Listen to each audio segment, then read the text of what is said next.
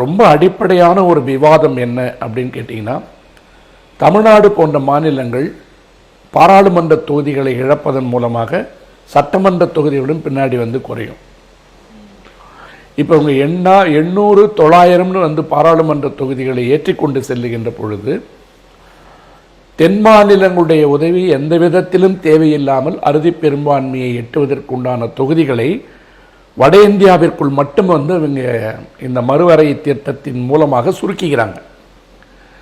அப்போ சுருக்கிக் கொள்வதன் மூலமாக அது என்ன நடக்கும் கேட்டிங்கன்னா, ஒரு நாட்டினுடைய ஒரு பகுதியை இந்த ஒரு திட்டம் மட்டுமே துண்டாடுது. இப்போ வந்து எவ்வளவு தொகுதி இருக்கு என்ன இருக்குன்றது முக்கியம் இல்லை, ஆனால் அந்த மாநிலத்தில் இருக்கின்ற மக்களுடைய பிரதிநிதித்துவம் தேவையா இல்லையா, அந்த மாநிலத்தினுடைய மக்களுடைய குரலை யார் பேசுவது.